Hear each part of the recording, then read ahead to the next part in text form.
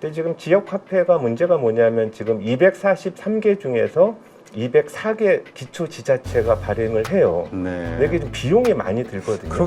빚에 정말 5년, 6년, 7년 이렇게 시달리다 보면요.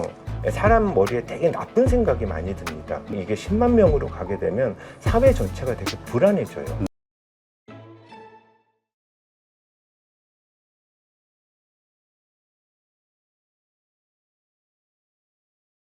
네, 오늘 모신 분은 한국공학대학교 고혁진 교수님이십니다. 안녕하세요. 네, 안녕하십니까. 네. 자, 지금 지역화폐 구매 한도에 대해서 70만 원에서 200만 원으로 대폭 상향 조정됐다. 이렇게 상한이 좀 늘어나게 된 이유가 뭐냐? 여러 가지 좀 질문이 나오는데요. 네. 어떻게 보시나요? 아무래도 이제 지역 경제가 너무 어렵다 보니까요. 특히 이제 소상공인들 너무 힘들고 폐업도 많이 늘어나고 하니까 아무래도 이제 지역에서 쓸 수 있는 지역 화폐 한도를 조금 늘려주게 되면은 지역 경제에도 좀 기여하고 그다음에 이제 소상공인들도 아무래도 이제 좀 수입이 좀 늘어나서 어려움을 극복할 수 있지 않을까라는 측면에서 긍정적인 부분이 있는 것 같습니다. 네. 자, 그렇다면 지방자치단체 재량으로 이 구매 한도를 이제 앞으로 조정이 가능한가 봐요. 네. 그러다 보니까 이거 지역별로 뭔가 형평성 문제 생기는 거 아니냐 이런 불만들도 좀 나오는 것 같은데요. 지금도 사실 지역 간에 좀 불균형 문제가 있거든요. 어차피 이제 지역 화표라는 게 할인을 해서 좀 해주는 부분이 있거든요. 그러다 보니까 재정이 좀 넉넉한 데에서는 좀 많이 발행도 가능한데 재정이 어려운 데에서는 이제 조금만 발행하다 보니까 어려운 데는 계속 더 어려워지고 좀 넉넉한 데는 좀 더 넉넉한 부분이 있다라는 부분이 있기 때문에 이거는 사실 이번만의 문제는 아닌 것 같고요. 네. 이제 기존부터 계속 좀 있어 왔던 문제입니다. 네. 그렇다면 이 지역 화폐의 효용성 이게 정말 지역 경제를 살리는 데 도움이 되느냐 이거와 관련해서는 어떻게 봐야 될까요? 지역 화폐가 과연 이제 지역 경제에 도움이 되느냐 이거에 대해서 조금 논쟁이 많이 있어 왔는데요. 혹시 제가 좀 발표 자료를 하나 준비한 게 있는데 그거 좀 띄워주실 수 있으실까요? 네. 예. 어쨌든 이제 지역 화폐를 발행하는 목적은 이제 크게 두 가지라고 보시면 됩니다. 대표님은 여기 서울이면 서울에서 급여를 받으시겠네요. 네네. 그럼 이제 대부분 서울에서 또 소비를 하시는데, 그렇죠. 이제 지역 같은 경우에는 내가 이제 직장이 저도 이제 경기도에 있는데 거기서 급여를 받는데 사실 집이 서울이다 보니까 대부분 사실 소비가 서울에서 일어나거든요. 그래서 이제 소비의 이제 역의 유출 문제. 그래서 아무래도 이제 지역 화폐를 발행하다 보면은 지역에서 받은 소득에 대해서 지역에서 소비가 일어난다는 부분들, 그리고 이제 지역 화폐를 발행을 했는데 이제 외부에서 만약에 그 지역에 놀러 가려는 사람 입장에서는 내가 10만 원을 지역 화폐를 샀는데 11만 원어치를 쓸 수 있다라고 한다면 좀 소비가 늘어날 수 있겠다라는 이제 그런 측면이 있어 갖고 어쨌든 지역 화폐가 지역 경제를 살린다라는 데는 좀 긍정적인 부분이 있는데요.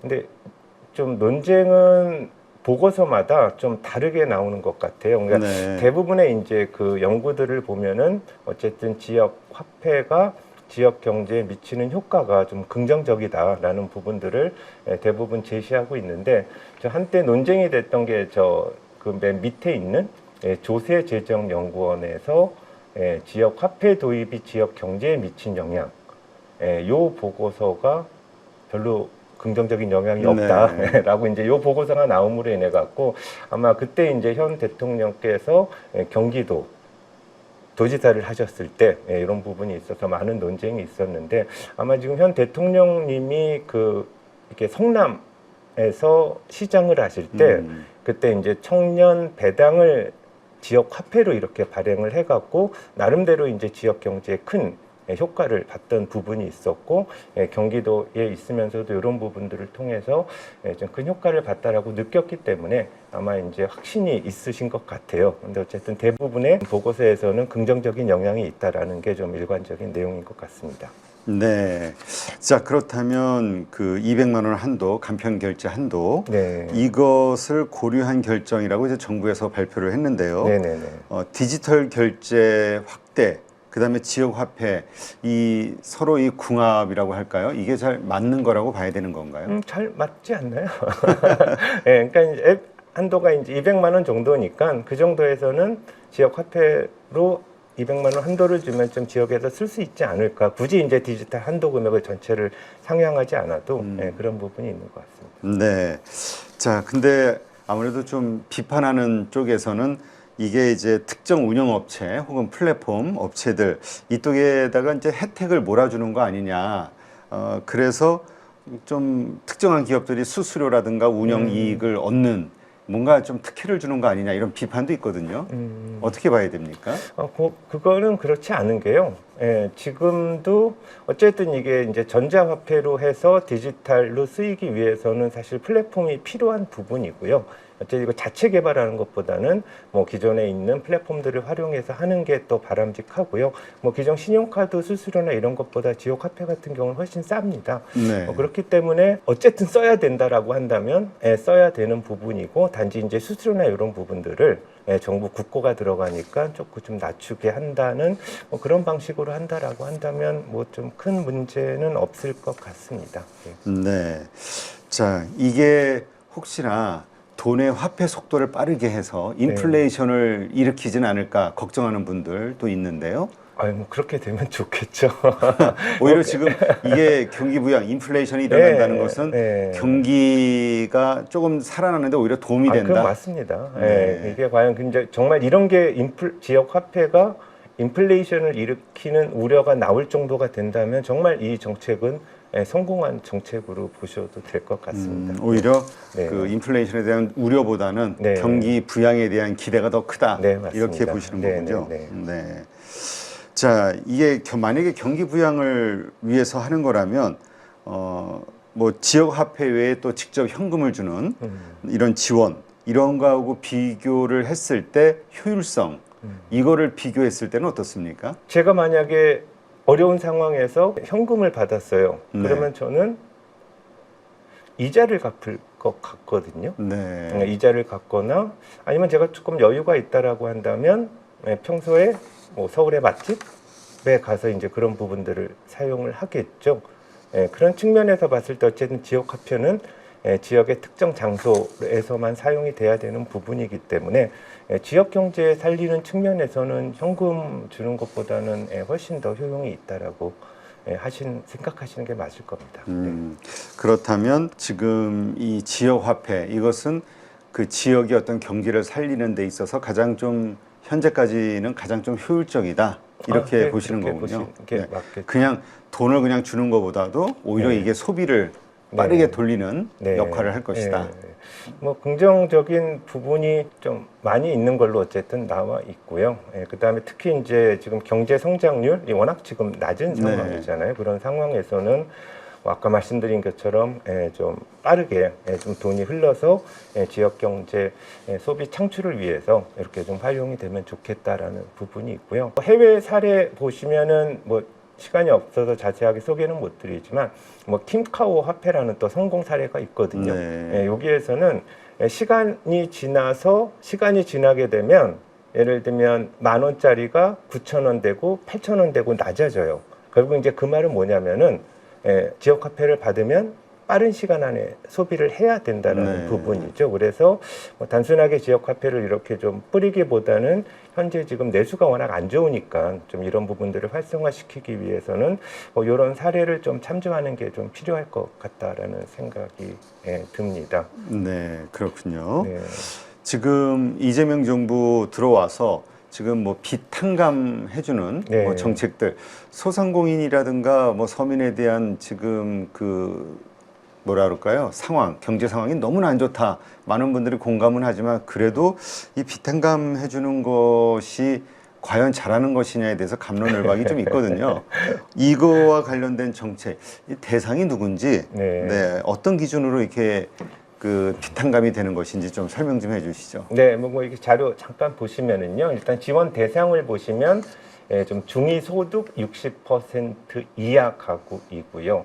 여기 좀 특징적인 부분들이 7년 이상 연체된 장기 소액 채무자입니다. 그래서 7년 이상 연체가 된 5천만 원 이하. 무담보 채무자에 대해서 좀 빚을 좀 탕감해 주자라는 이런 정책입니다. 네. 그렇다면 이것이 왜 꼭 필요한지에 대해서 질문을 한다면 지금 어떻게 우리가 저를 받아야 될까요? 저도 옛날에 좀 사업을 하다가 조금 이제 많이 좀 힘들었던 때가 있었거든요. 그럴 때 너무 이제 워낙 빚에 좀 쫓기다 보니까 어떨 때는 진짜 옆에 은행을 지나가는데 저기 돈이 많은데 저기도 야, 이런 생각이 든다라는 거죠. 그래서 7년이라는 시간은 뭐 아마 대표님은 빚을 안 져봤기 때문에 그 경험이 없으시겠지만 아예 사업하는 사람이 안 접을 리가 있나요? 그래서 이제 만약에 연체되기 시작하면은 그 은행권에서 걸려오는 전화들이나 이게 어마어마한 스트레스거든요. 그렇죠. 7년 동안 사실 그 스트레스를 받았다라고 한다면 이제 거기서 만약에 더 스트레스를 받게 되면은 사실 사회가 안전망이 무너질 수밖에 없는 상황이거든요. 그래서 정말 그렇게 아주 극단에 몰린 사람들은 그래도 국가라는 게 좀 7년 동안 고생을 했으면 이렇게 좀 다시 이제 양지로 이렇게 좀 할 수 있는 그런 것들을 해준다라는 거는 일반 사람들한테도 좋습니다. 빚 안 지고 한 사람한테도 그래야지 사회가 좀 안전해지거든요. 네. 그런 측면에서 생각하시면 좋을 것 같습니다. 이게 이제 시기적으로 보면 좀 코로나 이후에 어떤 이렇게 좀 어려워진 분들, 빚을 지게 되고 못 갚는 분들에게 이제 뭔가 정부가 일정 부분 책임져 주자라는 의미 같다. 이렇게 봐야 되는데 뭐 특별히 이렇게 해야 되는 배경 같은 게 있나요? 만들어진 계기가?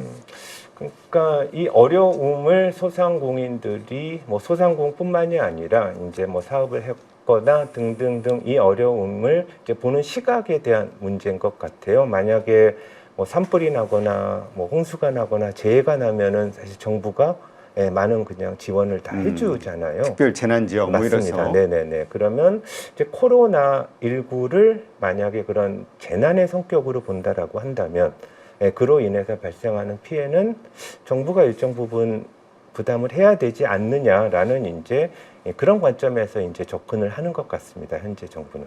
네.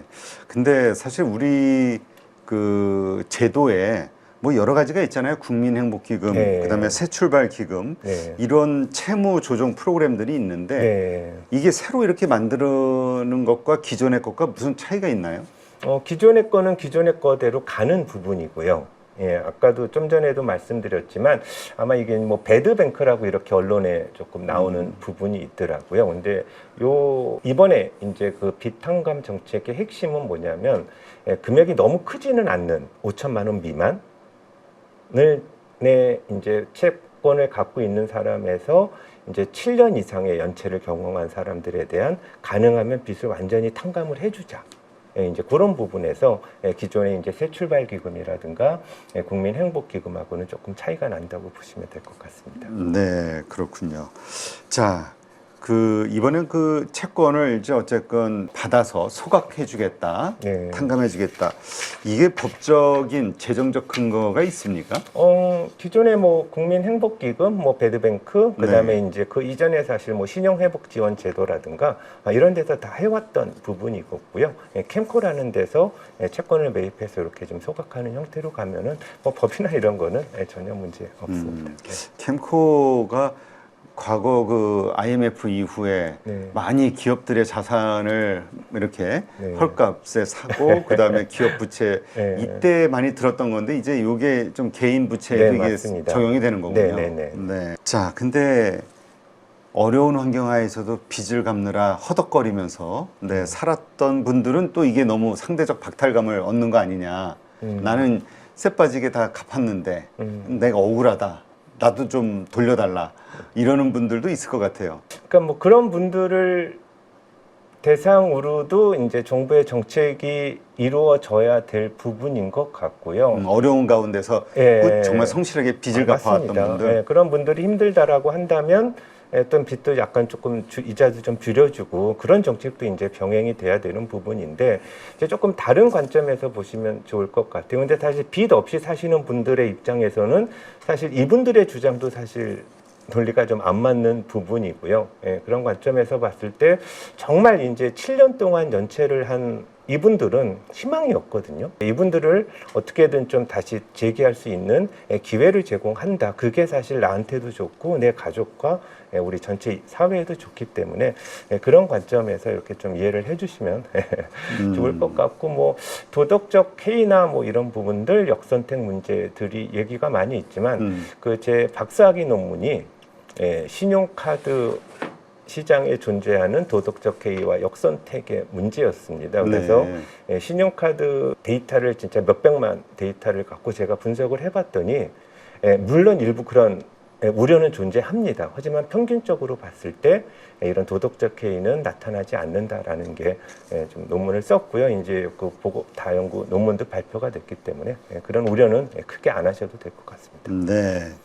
자, 그렇다면 이제 뭐 캠코도 그 결국 이제 국민 세금이겠죠. 네. 어쨌든 이 재원이 네. 마련이 돼야 될 것 같은데 정부 차원의 재원도 있어야 되겠지만은 이 채권을 가지고 있는 금융기관들도 이걸 손실을 안 보면서 매각하는 건 아니잖아요. 네. 금융기관도 같이 손실 보는 거죠. 네. 재원은 어떻게 만들어집니까?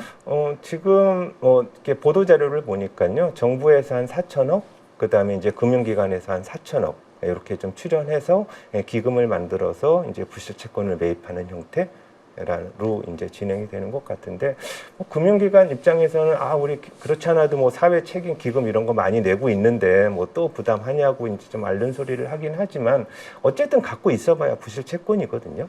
그런 관점에서 봤을 때는 뭐 그 정도 금액은 충분히 할 수 있지 않을까라는 생각은. 네. 근데 이게 아무래도 사기업이잖아요.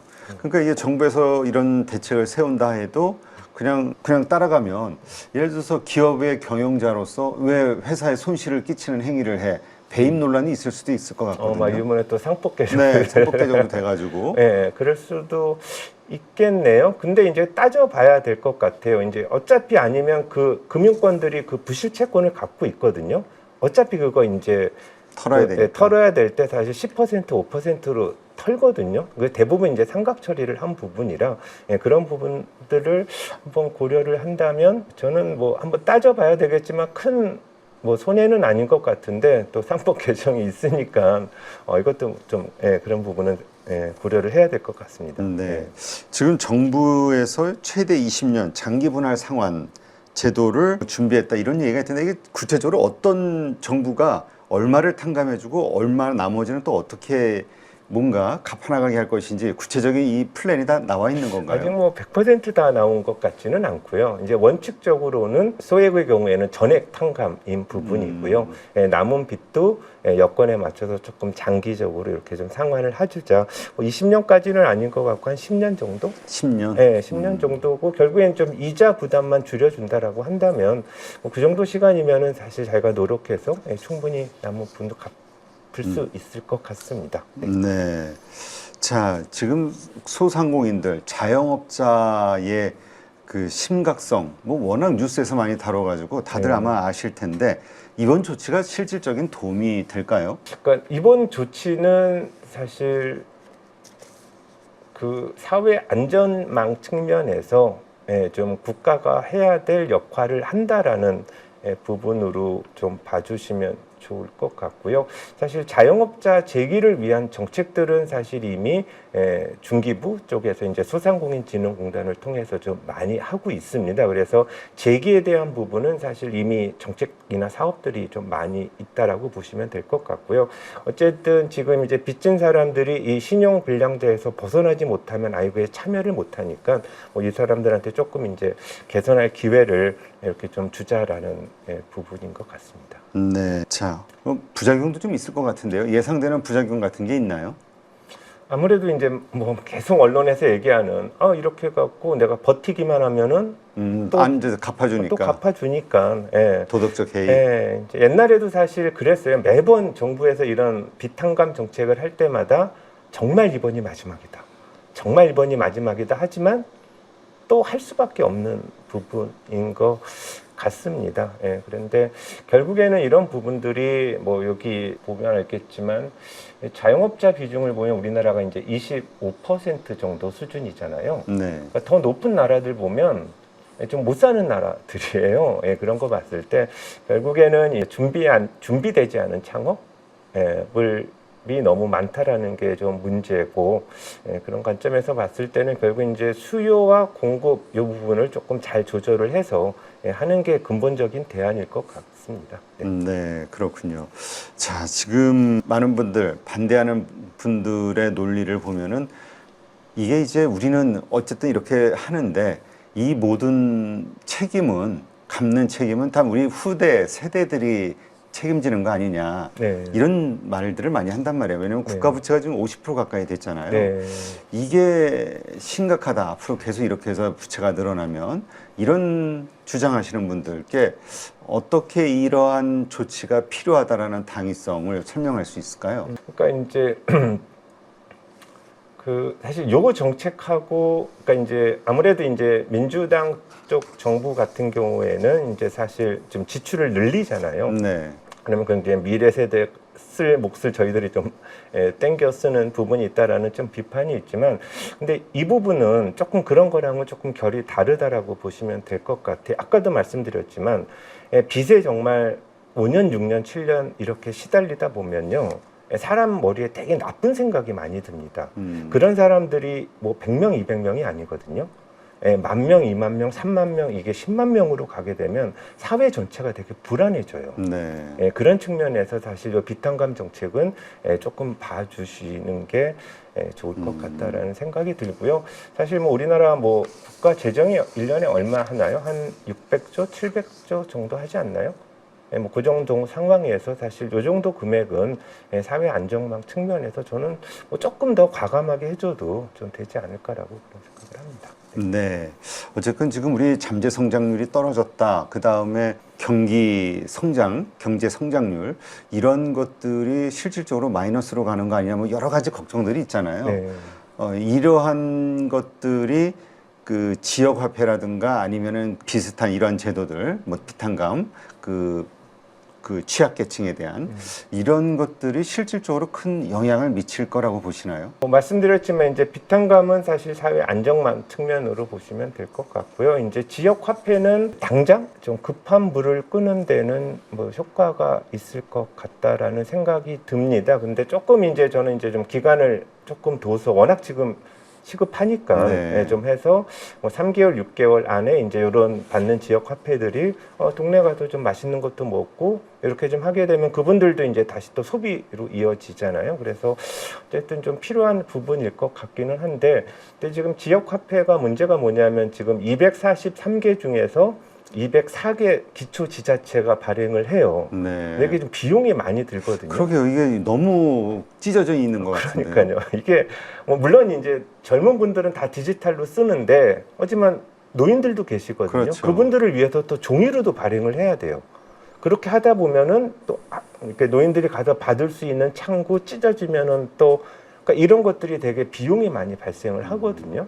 그렇기 때문에 굳이 이렇게 사실 이제 최소한의 규모의 경제라는 게 존재를 하잖아요. 그러면 너무 이렇게 개별 지자체 단위에서 이제 하는 게 아니라 뭐 적당한 규모를 해서 한 3-4개 정도가 모여서 이렇게 좀 발행을 한다거나, 이제 정부가 한 3-4개 시 공부가 합쳐서. 맞습니다. 그렇게 되면은 뭐 정부가 그런 데다가 조금 더 혜택을 좀 더 준다던가 뭐 그런 식으로 좀 하면 좋을 것 같다라는 생각이 들고요. 어쨌든 지역 경제 활성화를 위해서 사실 이게 정말 긍정적으로 작용할지 부정적인 부분이 더 클지는 한번 지나고 나서 알겠지만, 그래도 한번 좀 과감하게 좀 한번 해보는 게 어떨까. 워낙 지역 경제가 안 좋다 보니까. 이게 두 가지 측면에서 볼 수 있겠네요. 하나는 말 그대로 그 지역에서 소모가 되게끔 하는 네. 역할로서의 지역 경제 살리기. 네. 그 다음에 하나는 이게 사실 어떻게 보면 또 유동성 공급이잖아요. 현금이 좀 맞습니다. 만들어서 뿌려지는 거잖아요. 국가가 아닌 네, 집자체에서.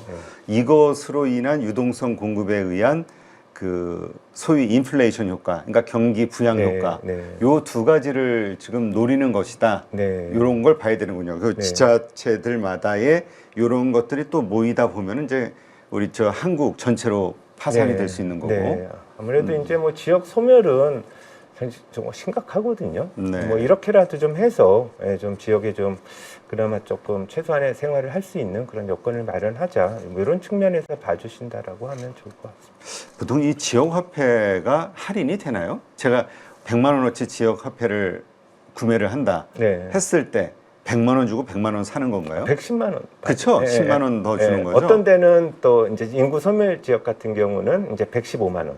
그거는 지자체가 결정하는 건가요? 아니면 그런 한계는 기준이 있습니다. 아. 네, 기준이 있어. 조금 어려운 데는 많이 해주고 이제 그거에 대한 이제 정부 부담이 한 반 정도, 이제 지자체가 한 반 정도 이렇게 되는 거죠. 아, 그렇군요.